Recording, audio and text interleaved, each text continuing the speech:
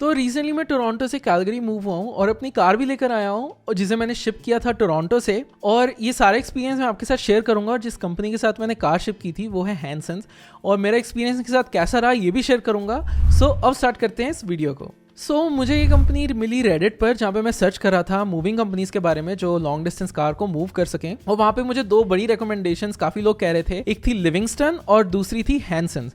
मैंने सोचा कि मैं दोनों से कोट्स ले लेता हूँ। कुछ मूविंग कंपनीज को मैंने अपनी तरफ से भी कॉल करके देखा। इनके साथ ये प्रॉब्लम आ रही थी कि पहले तो ये काफ़ी एक्सपेंसिव थी और दूसरा इनकी जो प्राइसिंग थी वो इतनी ट्रांसपेरेंट नहीं थी। मैंने डिस्क्रिप्शन में कुछ लिंक्स डाले हैं कि अगर आप किसी भी मूविंग कंपनी, खास करके जिनके पीछे वैन लाइन्स लगा हुआ है, उनके साथ अपना कोई भी सामान शिप कर रहे हो, थोड़ा सावधान रहना, क्योंकि ये इनके ऊपर एक रिपोर्ट भी बनाई है सीबीसी न्यूज ने। क्योंकि पहली बात तो इनके प्राइसिंग थोड़े से ट्रांसपेरेंट नहीं होते हैं, और दूसरी बात ये कि कुछ एक जर्नी का पार्ट होता है जिसमें ये आपका सामान डायरेक्टली नहीं हैंडल करते, थर्ड पार्टी को आउटसोर्स करते हैं। उनका कोई कंट्रोल नहीं होता कि वो थर्ड पार्टी आपका सामान कैसे लेके जाएगी। मैं चाह रहा था कि मैं डायरेक्ट डील करूं, और हैंसन्स के साथ मुझे ये मिल रहा था। मैंने डिसाइड किया कि मैं हैंसन्स के साथ ही अपनी कार शिप करूंगा। अच्छा, अब कोड्स के बारे में बात कर लेता हूं कि मैंने दोनों कंपनीज को मैंने ईमेल लिखी।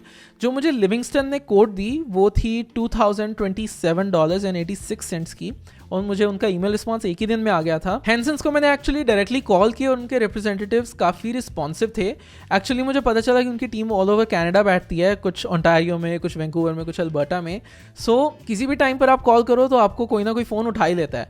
उन्होंने मुझे कहा कि आप एक बार हमें ईमेल भी कर दो डिटेल्स, ताकि वो मुझे डिटेल कोड बना सके। तो मैंने उनको ईमेल कर दिया, और मुझे जो उन्होंने कोड थी वो थी $1614 की, जो कि अब तक का काफ़ी बेस्ट प्राइस मुझे मिल रहा था। अच्छा, थोड़ा सा बुकिंग प्रोसीजर मेरा कैसा रहा वो शेयर कर लेता हूँ। कि एक बार मैंने बुक कर लिया उनके साथ, तो उन्होंने कहा कि आप पेमेंट कर दो। पेमेंट अपफ्रंट ही होती है।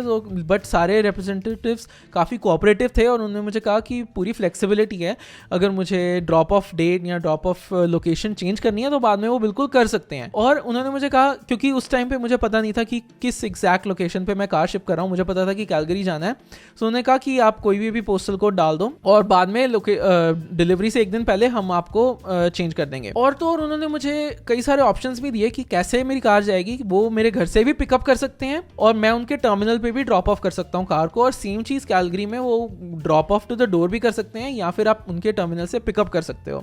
जो मैंने चूज़ किया, क्योंकि मैं चाह रहा था कि मैं अगर कार शिप कर रहा हूँ कुछ दिन लगेंगे, तो मैं टोरंटो में रेंटल कार चला लूँगा तब तक, और कैलगरी जाके मैं चाहता था कि कार मेरी वहाँ पर आई हुई हो। मैंने कार को ड्रॉप ऑफ करने के लिए डिसाइड किया उनके टर्मिनल में, और कैलगरी में मैंने डिसाइड किया कि मैं डिलीवर करवाऊंगा कार। अच्छा, अब कॉस्ट के बारे में बात करता हूँ कि मैंने जो टोटल पहले आपको बता ही चुका हूँ ऑलरेडी, $1614.16 दिए। लेकिन इसके बावजूद मैं आपको एक और बात बताना चाहता हूँ कि इंश्योरेंस पैकेजेस वो आपको ऑफर करते हैं प्राइस में इंक्लूडेड।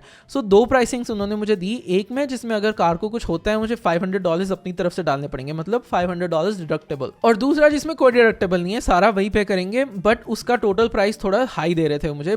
मैंने जो ऑप्शन चूज किया वो ये था कि मैं $500 डिडक्टेबल दे दूंगा, कोई प्रॉब्लम नहीं। बट कोई प्रॉब्लम आई नहीं एक्चुअली, और काफ़ी स्मूथ एक्सपीरियंस रहा, और मुझे इंश्योरेंस यूज़ करने की भी ज़रूरत नहीं पड़ी। एक और बात बताना चाहता हूँ, अगर आप विंटर टायर्स कार के अंदर शिप कर रहे हो तो वो आपसे एक वेवर साइन करवाते हैं कि अगर कार के अंदर कोई डैमेज होता है तो वो रिस्पॉन्सिबल नहीं है।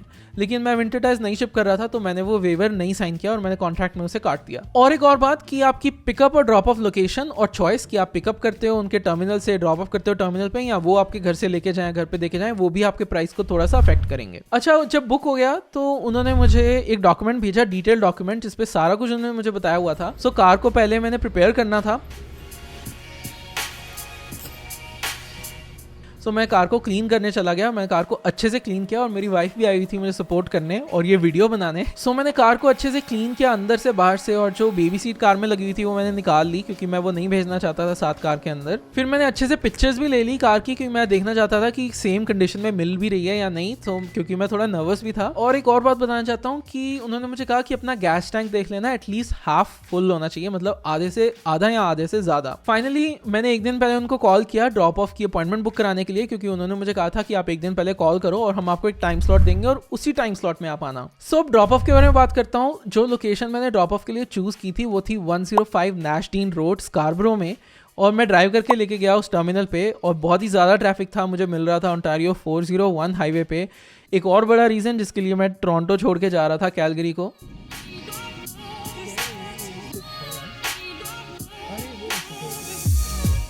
फाइनली मैं वहाँ पे पहुँच गया जहाँ पे मुझे सिक्योरिटी गार्ड मिला, और मुझे सिक्योरिटी गार्ड ने बताया, मेरे से पूछा कि आप कहाँ जा रहे हो, कि बहुत ही अच्छी उन्होंने सिक्योरिटी रखी हुई है। तो मैंने बताया कि मैं हैंसन्स के जा रहा हूँ, तो उन्होंने मुझे रास्ता बता दिया कि आगे जाके आप लेफ्ट ले लो, वहाँ से सीधा सीधा जाते रहो, आपको हैंसन्स का ऑफिस दिख जाएगा।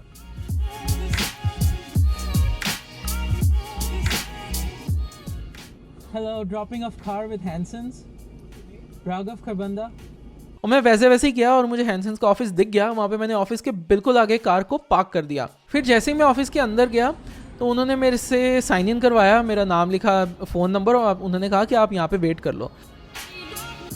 सो अभी ऑफिस से निकल के आ रहा हूँ मैं। उन्होंने मुझे बोला कि व्हीकल में वेट करो और कोई इंस्पेक्शन करने आएगा। और थोड़ी देर में एक लेडी आई बाहर और उन्होंने मुझसे कहा कि अब वो मेरी कार को इंस्पेक्ट करेंगे। तो वो अच्छे से उन्होंने बाहर जाके कार को इंस्पेक्ट किया, और काफ़ी बड़ा लॉट बना हुआ है उन्होंने, और भी बहुत सारी कार्स आई हुई थी वहाँ पर, और ट्रक्स भी खड़े हुए थे। मे बी शिपमेंट के लिए खड़े होंगे, लेकिन काफ़ी सेफ एनवायरनमेंट लगा मुझे, क्योंकि मेरे से सिक्योरिटी गार्ड भी पूछ रहे थे कि आप वापस कैसे जाओगे। तो मैंने उन्हें बताया कि मैं ऊबर में वापस जाऊँगा। तो उन्होंने कहा अच्छा ठीक है, तो मैं एक ऊबर को अंदर आने दूंगा और उन्हें बता दूंगा कि आप वहाँ पर उनकी वेट कर रहे हो। मुझे थोड़ा सा नर्वसनेस थी कि उन्होंने मुझे कहा था कि आप कार के अंदर ही चाबी छोड़ जाओ।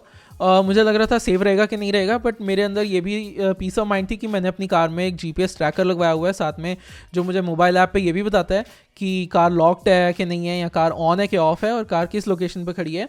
खैर इसके बावजूद भी उन्होंने एक अपना ट्रैकर भी दिया, जिस उनकी वेबसाइट पे मैं नंबर डाल के देख सकता था कि कार का क्या स्टेटस है। सो फाइनली मैंने ऊबर को बुक करवा लिया, और ऊबर बुक करा के मैंने कार को कहा गुड बाय, और हम चल पड़े कैलगरी को।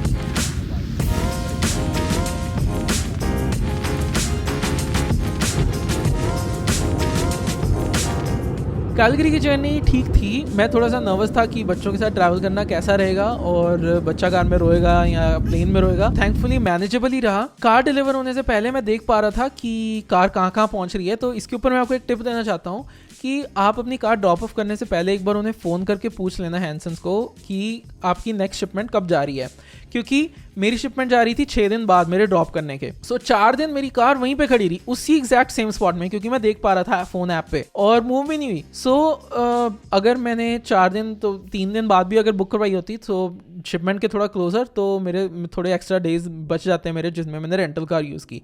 सो आप उनसे पूछ लेना कि नेक्स्ट शिपमेंट कब जा रही है, और उससे 2 दिन पहले कार को आप ड्रॉप ऑफ कराना। जो एक्चुअल जर्नी थी कार की, मैं देख रहा था ऐप पर, सिर्फ 4 दिनों में ही वो टोरंटो से कैलगरी पहुंच भी गई। सो मैंने कार को मई 27 को भेजा, और जून 11 को मुझे ईमेल आ गई कि मेरी कार कैलगरी पहुंच गई है। तो जब जून 12 को मैं कैलगरी पहुंचा, काफ़ी लंबी फ्लाइट के बाद होटल में मेरी कार डिलीवर होनी थी।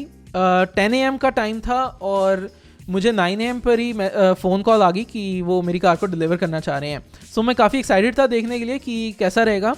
सो मुझे लग रहा था कि कोई कार चला के ला रहा होगा डिलीवर करने, लेकिन कार बहुत ही अच्छे से सज धज के आ रही थी सेफली एक ट्रेलर पर। और मैं जैसे ही होटल से बाहर निकला कार को रिसीव करने के लिए, मुझे दिखा वो ट्रेलर आ रहा है लॉट के अंदर, उन्होंने लगाया, और जो एजेंट कार को डिलीवर कर रहे थे वो निकले, उन्होंने कार को बाहर निकाला, कार को ट्रेलर से नीचे उतारा, और मुझे कार की कीज़ पकड़ाई।